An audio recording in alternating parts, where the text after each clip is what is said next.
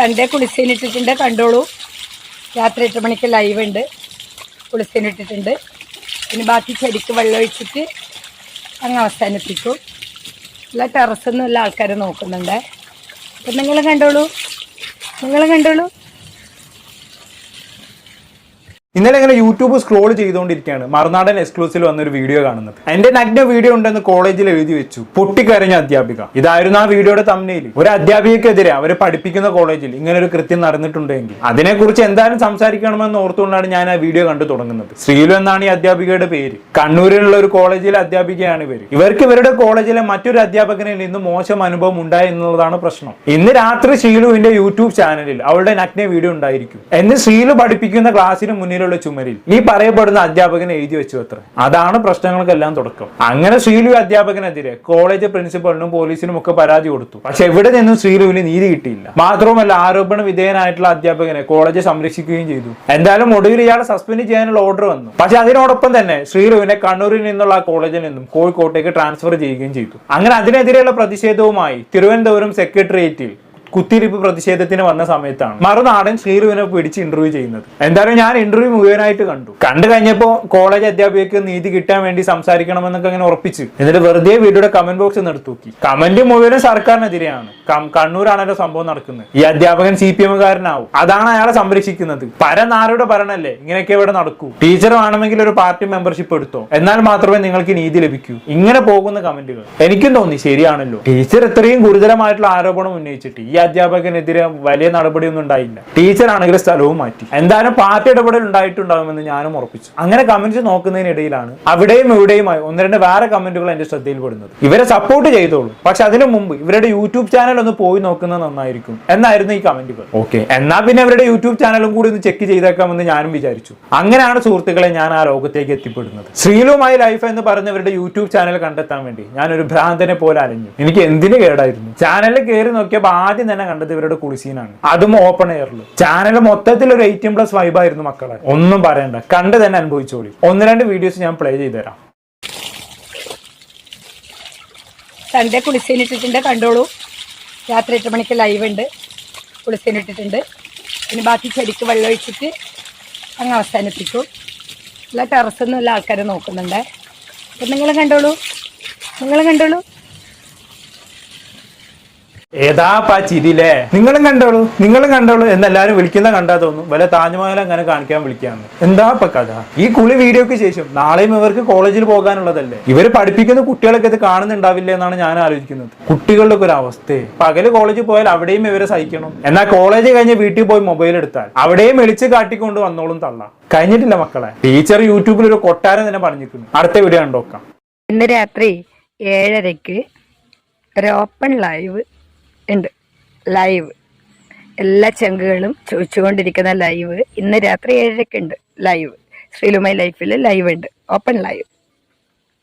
കാണാ.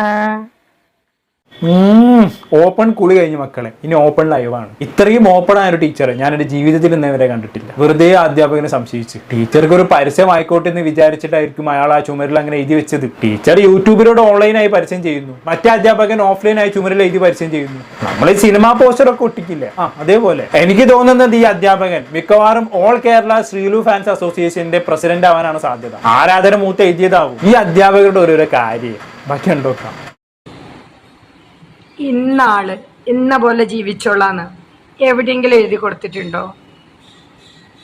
ഇതല്ലെങ്കിൽ വേറെ, അതല്ലെങ്കിൽ വേറെ, അതല്ലെങ്കിൽ വേറെ അല്ലേ?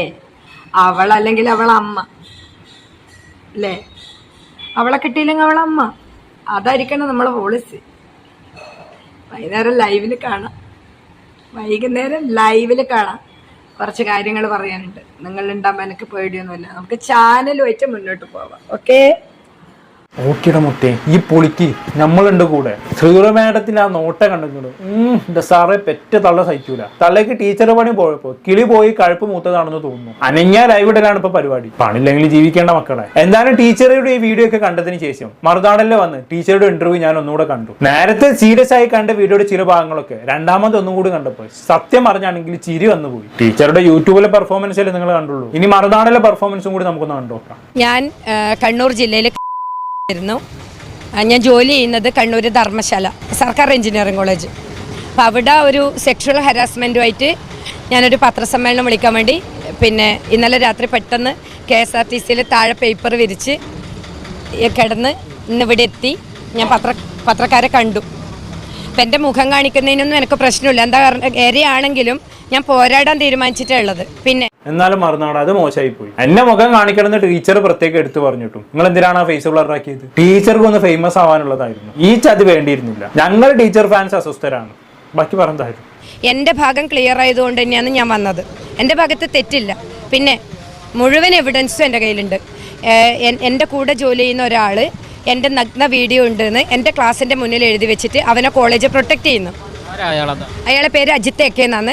അവന് ഇതാണ് നമ്മൾ നേരത്തെ പറഞ്ഞ ആള്. Sreelu teacher fans association president അജിത്തേട്ടൻ. കമ്പി സിനിമകളുടെ ചുമരെഴുത്തും പോസ്റ്റർ ഒട്ടിക്കലും ഒക്കെയാണ് ആശാന്റെ പരിപാടി. പക്ഷെ പ്രശ്നം എന്താണെന്ന് വെച്ചാൽ ടീച്ചർ പറഞ്ഞത് രാത്രിയിൽ യൂട്യൂബിൽ ഓപ്പൺ ലൈവ് ഉണ്ടെന്ന് എഴുതാനാണ്. പക്ഷെ നമ്മുടെ അജിത്തേട്ടൻ ആവേശിച്ചിരി കൂടുതലാണ്. ആശാൻ എന്താക്കി നഗ്ന വീഡിയോ ഉണ്ടെന്ന് എഴുതി വെച്ചു. അതോടെ സസ്പെൻസ് അങ്ങ് പൊളിഞ്ഞില്ലേ? അതാണ് ടീച്ചർക്ക് ഇത്ര ദേഷ്യം വരാൻ കാരണം. ടീച്ചറും കൊള്ളാം, സാറും കൊള്ളാം. ഇവരൊക്കെ സഹിക്കുന്ന പാവം വിദ്യാർത്ഥികളുടെ ഒരു അവസ്ഥ ഒന്നും പറയണ്ട.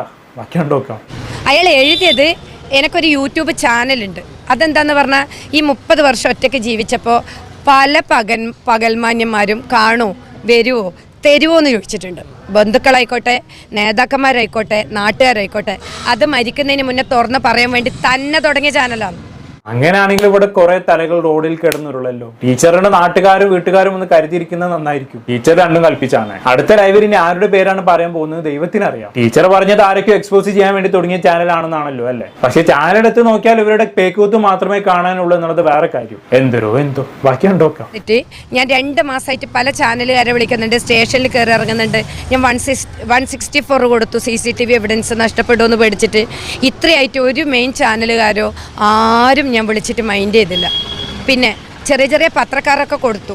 പക്ഷെ ഞാൻ ഇന്ന് തിരുവനന്തപുരം വന്ന് ഈ എൻ്റെ മുഖ്യമന്ത്രിൻ്റെ നാട്ടിൽ നിന്ന് എൻ്റെ മുഖ്യമന്ത്രിൻ്റെ നാട്ടിൽ നിന്ന് ഇവിടെ എത്തിയപ്പോൾ എല്ലാ ചാനലുകാരും എല്ലാ പത്രക്കാരും വന്ന് പൂർണ്ണമായിട്ട് എന്നോട് സഹകരിച്ചു.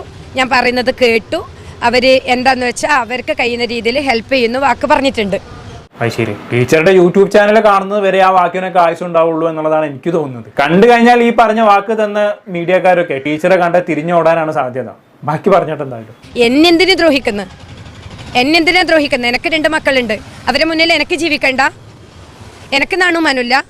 എൻ്റെ അഭിമാനത്തിന് പിന്നെ ക്ഷതമൊന്നുമില്ല. അതെന്നെയാണ് ടീച്ചറുടെ യൂട്യൂബ് ചാനൽ കാണുന്ന ആൾക്കാരും ചോദിക്കുന്നത്. ഈ തളക്ക് നാണവും മാനവും ആത്മാഭിമാനവും ഒന്നും ഇല്ല എന്ന്. അച്ചാതി പെർഫോമൻസ് അല്ലേ യൂട്യൂബിലിരുന്ന് കാണിക്കുന്നത്. ഓപ്പൺ കുളിസീൻ, ഓപ്പൺ ലൈവ്, ഓപ്പൺ കമ്പി വർത്തമാനം. ഇതൊക്കെ ചെയ്യുമ്പോൾ ടീച്ചറുടെ അഭിമാനം റോക്കറ്റ് വിട്ട പോലെ കുതിച്ചു വരുമായിരിക്കും അല്ലേ? ഒരു പ്രത്യേക തരം അഭിമാനം തന്നെ. ബാക്കി പറഞ്ഞോട്ടെ. സെലിബ്രിറ്റീസിനെ മാത്രമേ മുഖ്യമന്ത്രി പ്രൊട്ടക്ട് ചെയ്യൂ. ഒരു സെലിബ്രിറ്റിക്ക് ഒരു പ്രശ്നം വന്നപ്പോൾ മുഖ്യമന്ത്രി പരസ്യമായിട്ട് പറഞ്ഞു ഇരക്കൊപ്പെന്ന്. ഞാൻ ഇരയാണ്. ഞാൻ തലസ്ഥാനത്ത് സെക്രട്ടേറിയറ്റിന്റെ മുന്നിൽ ഇപ്പം ഒറ്റയ്ക്ക് നിൽക്കുന്ന ഒരു ഇര. എന്റെ ഒന്നുമില്ല, ഈ ബാഗ് മാത്രമുണ്ട്. ഒറ്റയ്ക്ക് നിൽക്കുന്നവരാ, അത് കൊള്ളാം. എന്തായാലും മുഖ്യമന്ത്രി ചെയ്ത മോശമായി പോയി. ടീച്ചറും ചെറിയൊരു സെലിബ്രിറ്റി അല്ലേ, ഒന്ന് പരിഗണിക്കായിരുന്നു. ചെറിയൊരു സപ്പോർട്ടൊക്കെ കൊടുക്കായിരുന്നു. കൂടുതലൊന്നും ഞാനിവിടെ പറയുന്നില്ല. ടീച്ചർക്ക് അവർക്ക് അർഹിക്കുന്ന നീതി തന്നെ ലഭിക്കട്ടെ എന്ന് ആത്മാർത്ഥമായി ആഗ്രഹിച്ചുകൊണ്ട് ഞാൻ ഈ വീഡിയോ ഇവിടെ അവസാനിപ്പിക്കുകയാണ്. എന്താണ് നേരിട്ട് നിങ്ങൾക്ക് തോന്നുന്നത് താഴെ കമന്റ് ബോക്സിൽ രേഖപ്പെടുത്തുന്നില്ല. അടുത്തൊരു ടോപ്പിക്കുമായി വീണ്ടും കാണാം.